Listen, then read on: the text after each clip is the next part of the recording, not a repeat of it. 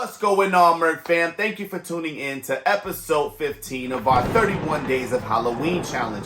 It's been a very long month, but I find myself really starting to enjoy the horror/gore genre. I've chosen a lot of these movies lately because they've come specially requested by a lot of my Merc fam out there. So today's video is gonna be nonetheless. Trick or Treat, man. I've never ever seen this movie. I've never even seen the burlap sack kid Sam before. But before we get into this R-rated murder madness, I want to make sure that everyone has a chance to like, subscribe, tap the notification bell. I just want to make sure all the videos I create, you have a chance to see on your own time, all right? These videos don't have to be seen right away. You can always just watch it at any point in time because these videos are always going to be here. It is a catalog and my playlist is arranged in a way that you can always find the things that you're interested in. But without further ado, let's talk about this very strange movie, man. I'm going to be honest with you. I didn't know whether I was supposed to take this movie seriously or not. I didn't read the description only because I don't like to have things ruined. There's something about the element of surprise that really enthralls me, especially in a movie.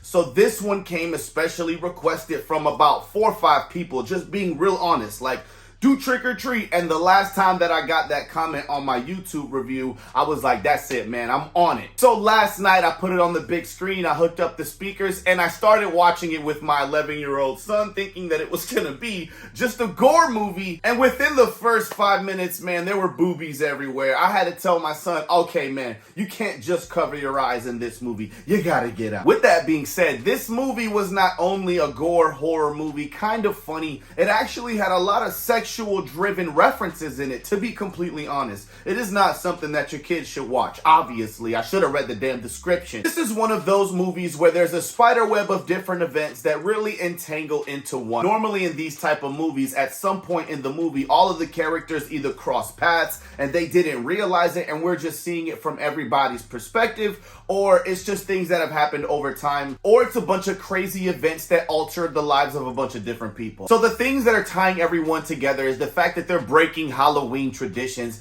and there's this small pajama wearing burlap sack over the head kid that's kind of involved in some way, just around every situation as well. So when something happens or someone dies, you see this little sack head dragging this baby bag full of candy across the ground. One of the tremendously funny scenes in this movie is when the little pumpkin head boy goes and fights this old man, all right? He goes into his house. He puts up such a fight. He attacks him with the razor blade inside of a chocolate bar. But to give this elderly man a little bit of credit, he was wheezing. It seems like he has some sort of health issues where he's not 100% at his fighting capacity. You know what I mean? He's definitely hurt. And the reason why he broke in is because this guy wasn't giving out candy. His house was not decorated. The old man walked outside where he had absolutely no Halloween decorations, and there was like 100 jack-o'-lanterns just throughout his yard. It was super funny, right? He was about to start smashing them, and that's when the little guy broke in. And I really wanted to talk about this part because it was so gosh darn funny, man. All right, I thought the little guy was going to have some superhuman strength or something, but it seems like he was almost a pumpkin person. He looked like a little alien by the time his little mask came off. And it was really scary, but the old man ended up getting the betterness of him and put his ass in a corner and like he was like, you know, chopped his hand off.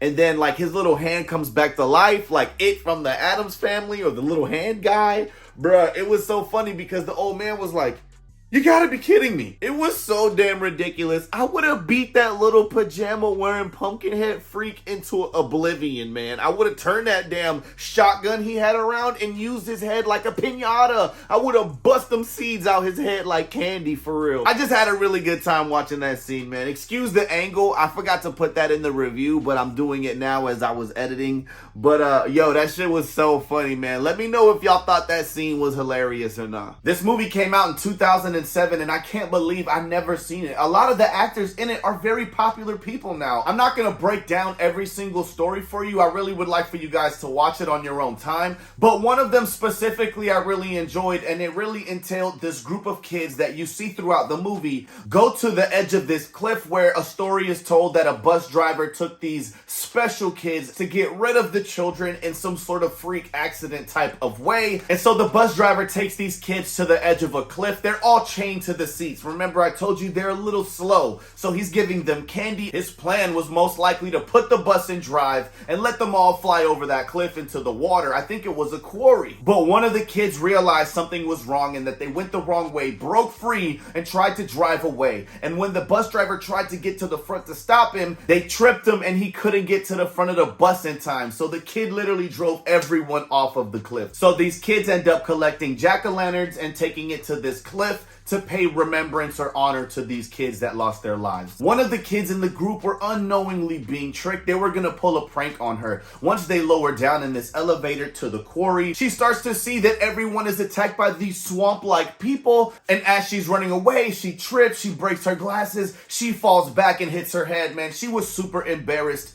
and scared, and the group of kids were like, damn, we feel bad, man. Let's take her back up. And once they start to do that, they hear something, and when they go to check it out, it was like the kids of the bus were really there. That whole scene and the way it was shot was super intense. I love the whole play with the prank, and then it wasn't a prank at the end, and the girl was able to leave walking past Sam, the little burlap bag boy, and him not even doing anything because ultimately she didn't do anything wrong or breaking any type of tradition. I felt this movie was super funny, really gory. I had a good time watching it. It really made me laugh at a couple parts. Some things really didn't translate over the years. I heard a couple of references and things being said that nowadays we're a little too PC and sensitive, and it's like, oh man, I can't believe they got away with that. But no, really, there were a couple parts where I was like, damn, I can't believe they got away with that. At the end of the day, I'm gonna give this 2007 American anthology horror film a 9 out of 10 because it wasn't released in theaters. It came out in select film festivals. Even though a lot of mainstream people haven't seen this film, like myself, can really go back and enjoy it, man. That is why it is a cult classic. But what did you guys think of this movie review? Did you hate it? Did you like it? Did you love it? Only way that I'm gonna know is if you jump in the comment section and we have a full-on discussion. Please go ahead, like, subscribe,